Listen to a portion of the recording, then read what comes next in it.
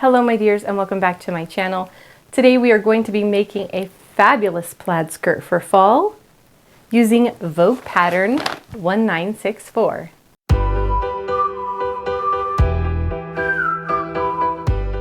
Alright my dears, today we are going to be using this beautiful plaid fabric that was voted on in the community section of my page here on YouTube. This plaid has pink and blue and purple, black and kind of a gray taupe color to it, and I think it's going to be a really beautiful combination for fall and really for spring as well. I think this is going to be a great transitional skirt to have in my wardrobe.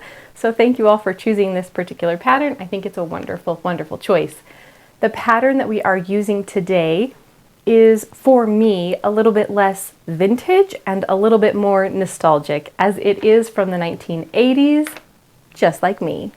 So I think for this particular pattern, it caught my eye in the store because I had just watched Romancing the Stone with my husband and it just screams Kathleen Turner in that movie. In fact, it has kind of that same windswept hair that she achieves when they are dancing at that little gazebo area in it. It also has like the pulled up look in this suit section that she has at the beginning when she's meeting with her book publisher. So I saw it and I thought, oh my gosh, that is a perfect Kathleen Turner pattern. I kind of sort of have to have it. These two items actually were purchased at the same time, this as well as the other plaid fabric that I had put up on the pole. And I got all of them at a shop here in Colorado, in Boulder, Colorado actually, called Art Parts. Now it's a little bit of a hike for me when I want to go there, but it's always worth the trip. So if you are in Colorado or in the near area and you're going to be passing through and you do like arts, go ahead and check them out. I will also list them down below in the description. It's a really fabulous shop.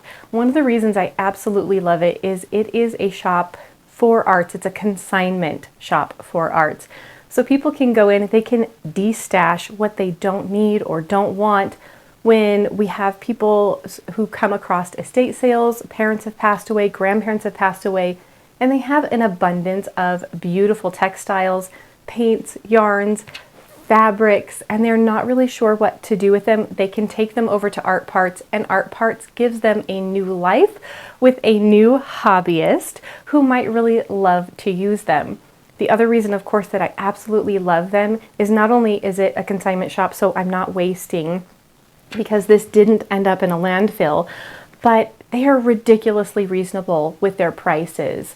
And so I got this particular pattern, I think for $1, and I believe the fabric was $4, and I think there was almost 3 full yards in this particular fabric. So it was really a steal. So for $5, I'll have a really beautiful fall skirt. And I just think that's really great. I noticed that there are a couple of other stores that are starting to pop up. I've seen them online advertising that they take things like yarns, fabrics, paints, other art supplies, knitting, crochet, and they will take them for you and find new homes for them so that they don't end up stashed in the bottom of a closet, getting eaten away by moths, or end up in a landfill if you don't know what to do with them. And I think that's really great. So for all of you out there who are looking for something like that, if you're in Colorado, check out Art Parts. Otherwise, check out online. I think it's a really great and wonderful thing to go ahead and find new homes for stash that people are no longer using. Without further ado, let's dive right in to this really fabulous pattern. I will admit I did cheat. I cut it out in advance. I did it last night because I was feeling a little bit stressed about the plaid and how it was going to line up in this particular pattern. So I do already have it cut out and I have it on the table here. And of course, because it's my channel, I've already gone ahead and made some changes to the pattern. So let's walk through those really quick and then we'll get started making it. The first change that I made with this pattern is this is supposed to be a 4-panel skirt, 2 panels on the front, 2 panels on the back. And because I was really struggling to make sure that the plaid was going to line up nicely in particular at the front seam and the back seam, I did go ahead and eliminate that and made it a two-piece skirt. So the front as well as the back are both cut on folds, and that will allow the pattern to remain seamless across the front and the back. Now, I know that the sides aren't going to line up perfectly, and I've come to terms with it. I'm okay with that. I had a limited amount of fabric, and the way I needed to kind of stretch and pull it in order to get things cut, it just wasn't going to work. And honestly, I don't care that much. It's going to be beautiful on the front and the back. If the side seams don't line up, it's okay. The other reason that I could do that with this particular pattern is because it is meant to close on the side. That is actually written into the instructions already. So I'm not making any major changes to the construction of the back or to the side or the panels or anything like that. I've simply eliminated two seams. The other thing that I did was the pockets for this pattern. This is the pocket. I don't know if you can tell. They're a bit anemic. I've got to say, I'm not really sure how much could actually fit in that pocket. And so I did go ahead, as you can see, I went ahead and added a little bit of depth to it because I want to make sure I can at least fit my phone, but hopefully like a phone in one side and maybe my wallet in the other, and I can be off on my way, maybe without having to take a purse, which is always handy. So I did that. Other than that, I've kept this pattern to what it is supposed to be. So let's go ahead and open up the instructions, see where we need to go first with this, and get stitching. All right, let's go ahead and start by talking about Vogue instructions. For many of you who have been with me on my channel for a while, you know that I do like to pull the instruction guides out, let you guys see them, let you see what I'm doing, let you see why we're making the choices that we make while we are sewing along. And usually we get a pattern sheet about this same size in many of our vintage patterns. And if we are lucky, it will be both the front and the back. And of course we are very lucky with this. But one thing I will say for Vogue, they are crazy in depth with their tutorials. Now I know this was from the 1980s, so perhaps that is an indication, as I haven't really made a ton of Vogue patterns, but this is the fourth sheet. Not one of these sheets, but 4 of these sheets was included with the pattern, breaking down each item very, very thoroughly. Let's see, for this particular skirt, you can see the skirt starts here on item number 1, goes through all the way to the back here. And there's 34 steps for making this skirt. They really do break things down very, very thoroughly for you. Now, in a brief review of these instructions, I think there are 2 things I would say about Vogue instructions. One, yes, they are very thorough, and I really appreciate that. But for me, for myself, I would say it might be a little overwhelming. If you were a new sewist and you are someone who gets overwhelmed by a large volume of information, maybe don't start with a Vogue pattern. If you are, however, a new sewist and you want every single bit of information that is out there regarding what you're doing, this just might be for you. They are going to break down every single thing in very, very simple detail, with things broken down per sentence in each section. So big instructions, very, very thorough. With that being said, let's go ahead and move to the step number 1, see where we're going to start out here. In the front panels of our skirts, you can see they have what they're calling tucks. These are just going to be little pleats that are going to be in the front of the skirt. They're wanting us to hand baste them initially, and then once we get them put into the skirt, you have the option of either reinforcing those or allowing them to be free. So press the tucks toward the side and baste the upper edge as well. The sides, when they're saying that, is they want them to go out toward the hip area, and that's going to allow the bulk of the material to fall back toward the hip area instead of coming forward toward the middle of the tummy. So that is what we're going to start with. We'll go ahead and grab that pattern out, get those folds in place, get them ironed very thoroughly in place, and get some basting stitches down. All right, my dears, we have the tucks placed into the front of our skirts, and I have gone ahead and basted across the top to keep those nicely folded back where we want them to be for when we add our waistband later. Now, because we did cut this out in one full panel as opposed to two pieces, we can go ahead and skip the next step of basting this top portion together and instead add our easing stitches. Now, in this particular pattern, the back panel does not have any darts or pleats for shaping, and neither does the side of the skirt. They only exist here in the front at the top part. So they do want us to add a line of stitches here on the side that are widely spaced, that are going to allow us to just kind of gently gather the top if we need to ease it into the waistband. This is going to be on the front panel as well as at the top of the back panel. And so we will go ahead and get those particular stitches in place. And then after that, we're going to move directly on to looking at our waistband. Now, in this particular pattern, not only did we skip the steps of having to sew the front and back panels together, we are going to be able to skip having this skirt hang. Now, for this particular pattern, Vogue wants us to actually put just the top portions of each seam together when connecting the front panels, the back panels, and the sides together. And then they'd like us to let it hang for a full 24 hours in order to let all of the fabric settle, to allow any tension to come down and prevent any wonky edges going on at the bottom. They also want to prevent any type of patterning from being kind of shifted and not lining up properly. Now, this particular fabric has been washed and ironed and put in the dryer on high heat.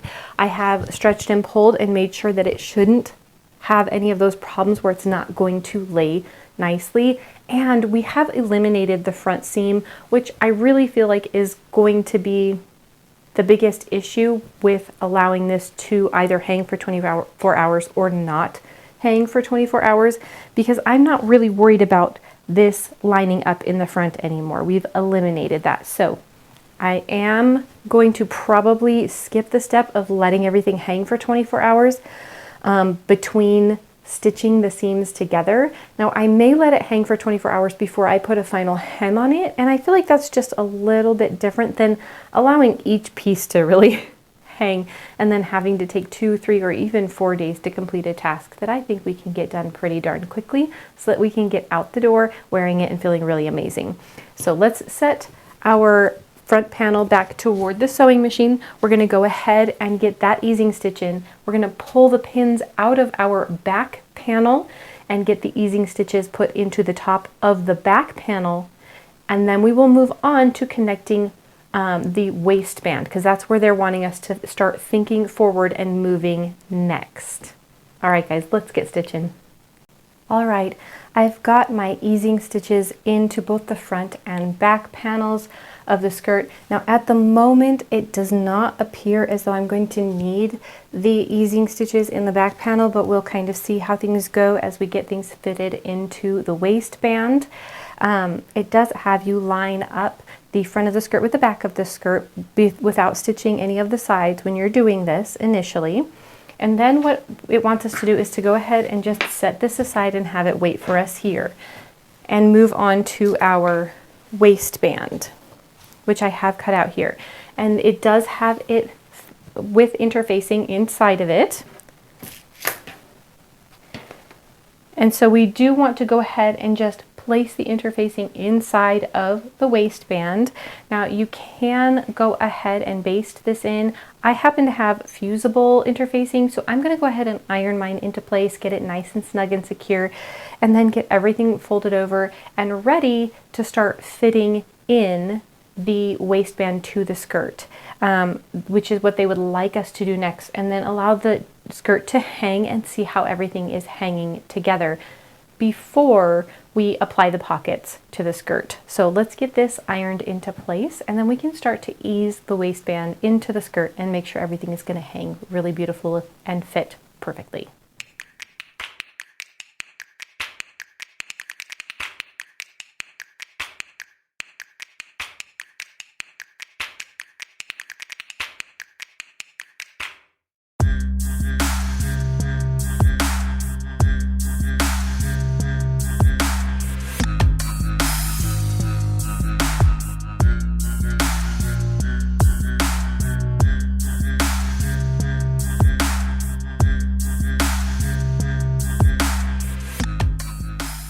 my dears, I have our waistband completely put on to our skirt on the inside as they've indicated in the instructions.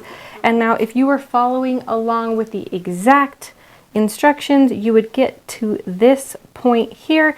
You would let everything hang for 24 hours before you did anything else.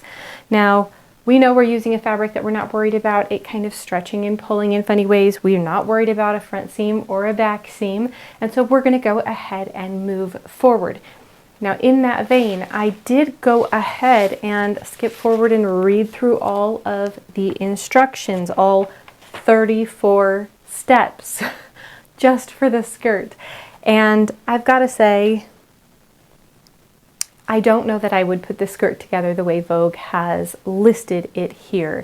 It seems like they want you to put together the top seams, but only by 2 inches. And then they want you to put the waistband on, and then they want you to put the pockets on after the waistband has been applied, and then sew down the seams without causing a pucker at the waistline, and then reopen up the side seam to put a zipper in after everything's been put together. And I'm just not really sure it makes a lot of sense to me. It seems like it's far more complicated than it needs to be. And it seems to me as though it puts you in a position to have to fight a lot more fabric at the sewing machine than is absolutely necessary. So I do think I am going to step away from the instructions and go ahead and follow some sewing basics that we have learned when working on vintage patterns and doing things in a way that make a little bit more sense in my mind, including putting the waistband on after we've applied the side seams and the zipper, etc., because the waistband is then going to hook an eye over, so the zipper doesn't need to go all the way up to the waistband. So what I'm going to do instead is, now that we can see how this is going to lay, I've got it marked on the waistband exactly how much of the waistband we're going to need to take out, and I've got my side seams marked on the sides of the skirt so that I know exactly how far up I do need to stitch things.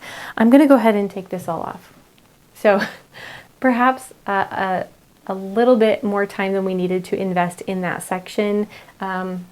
Like I said, I wouldn't have done it this way in the beginning anyway. I would have taken different steps. So I hate to say it was a waste of time. I feel like it was a learning opportunity to go through and learn a new way of putting a garment together. And while I don't necessarily think it's a bad way, I think it is more complicated, and I don't think it's the right way for me.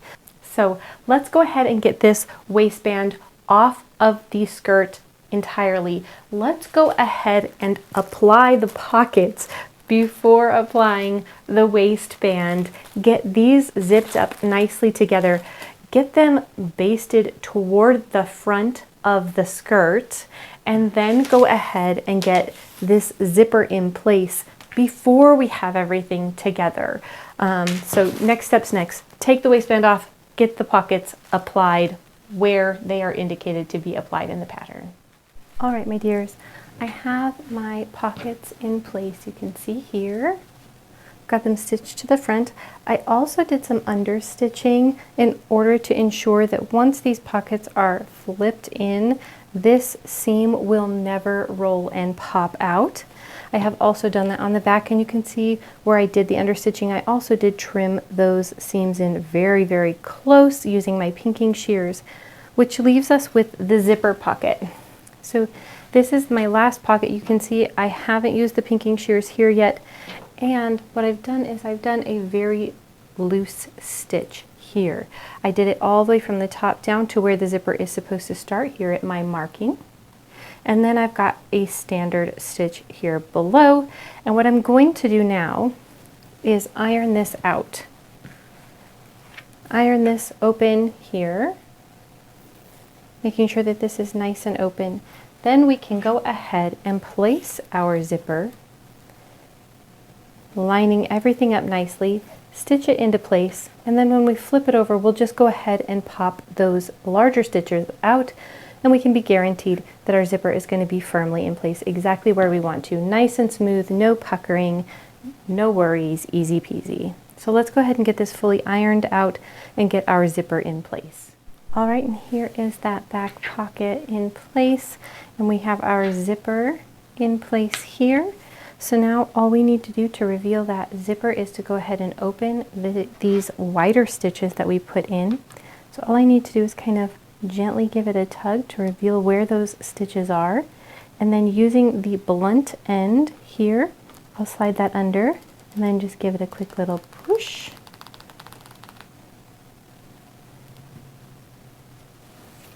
And there we have it. We can go ahead and remove all of those little extra stitches that are in our way.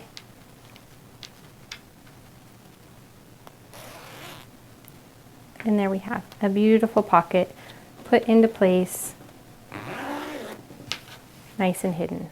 All right, my dears, we have our pockets into place. I did go ahead and stitch them down. I trimmed back with my handy dandy pinking shears, and then I did go ahead and do some understitching.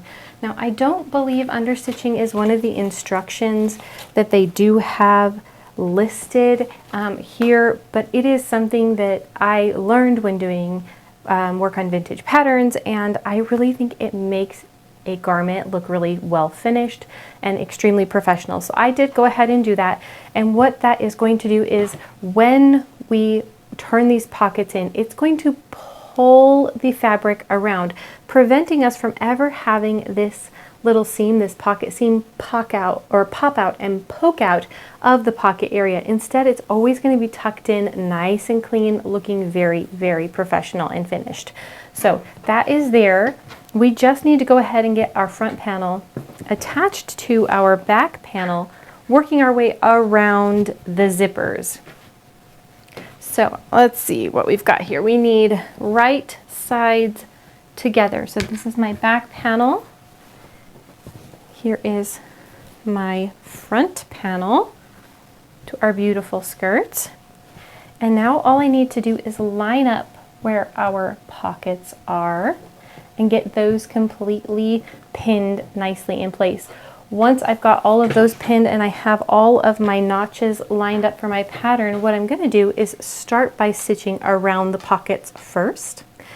Then once the pockets have been secured, I'm going to come down and stitch down just a little ways here at the top on the left side, and then stitch all the way down the long side.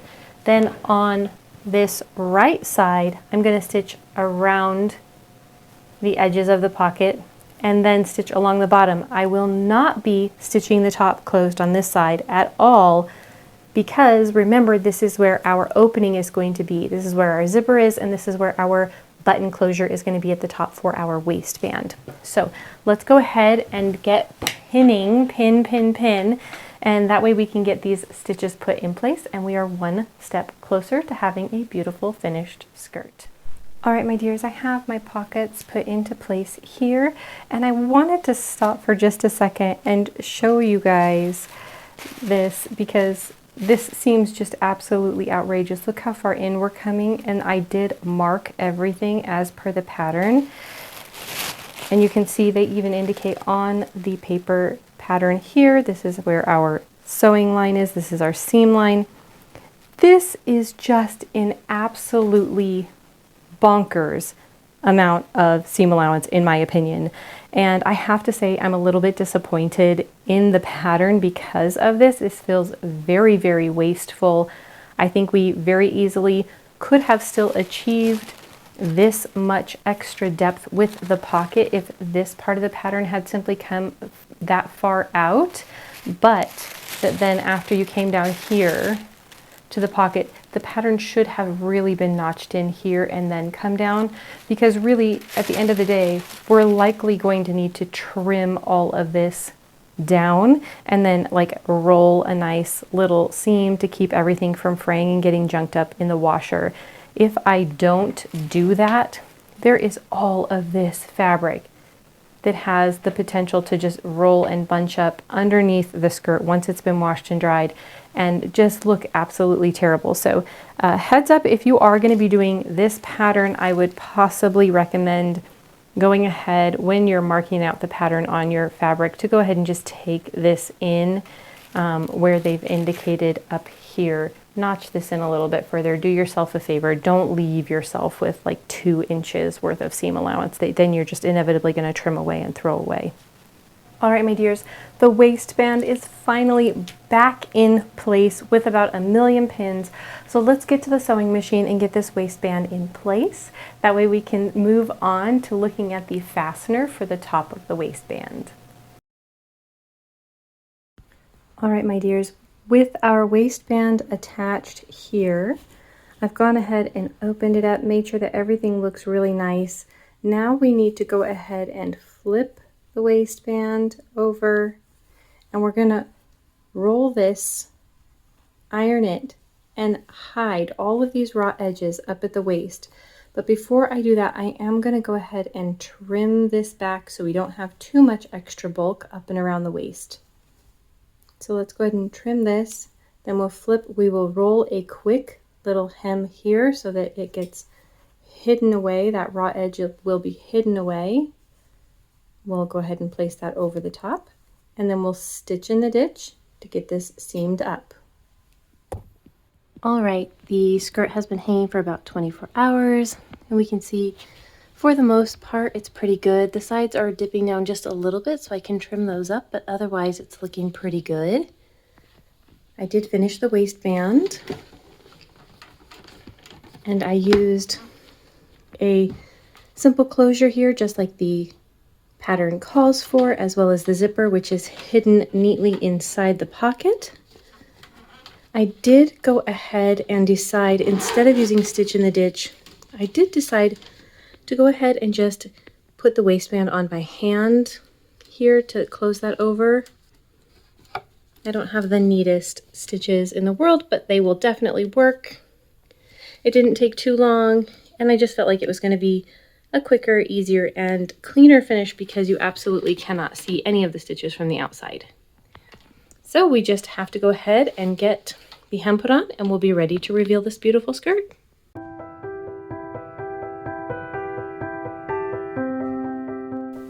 All right, my dears, let's talk wrap up on our Vogue pattern from the 1980s, pattern number 1964, that gave me definite Kathleen Turner vibes from Romancing the Stone. Also, please forgive me, my voice is a little bit rough because I am a bit under the weather, so I'll try to be quick in our wrap up here today. But this pattern, we didn't do too many deviations from the pattern itself. I did put things together in a slightly different order than the instructions called for in this particular pattern. The instructions for this Vogue pattern and for the other Vogue patterns that I have in my stash when I pulled them out and looked, have these massive, massive instruction sheets, and they are very, very detailed. But I didn't really love them, if I'm being honest. I felt like despite the fact that there were many, many, many steps that they included, they weren't always particularly clear, and I didn't always love the order that they were putting things into. So if you're going to be working with a Vogue pattern, if you're going to be working with this pattern, I think Kathleen Turner says it best, you know, read them with a box of tissues. I know I always do. However, with that being said, despite the issues with the pattern instructions, I love how the skirt turned out. It really is a beautiful pattern. It lays beautifully. The pockets are lovely and tucked in. The zipper on the side is tucked in really nicely and very, very well hidden. The single closure at the top makes it easy to get on. Of course, it has 2 lovely pockets.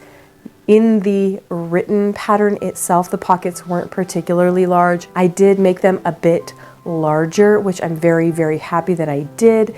They did have you stopping fairly short, so not only were they a little bit thin, but they didn't come up very high. So I may in the future sew up a little bit higher on the side, because it sometimes feels like things are going to fall out of my pocket because they're not very deep pockets. However, with that being said, the opening is quite long, so I definitely have room to play with it there. So keep that in mind if you are making this pattern and you want to be able to store things in your pockets. Maybe raise how high you stitch the sides of the pockets together based on, or and draw away from what the pattern makers have written. but I'm really excited. I didn't really do too much crazy walking away from the pattern on this one. I shortened it, which I shorten all skirts. I did keep this one a little bit longer because I wanted it to be in line with the 1980s feel. I wanted it to be just below the knee. I am hoping very much that it's going to be a really fabulous fall skirt. It's a lovely plaid. Not only do I really like the plaid print itself, but it's a really lovely fabric, nice and warm, very, very cozy. And so I think it's going to be a great addition to my wardrobe. So thank you all for picking this particular pattern for me today. If you like this pattern, if you like vintage sewing and vintage knitting, if you like costuming, please hit that like and subscribe button down below. I would love to have you along with me on my journey. Thanks, guys. Bye.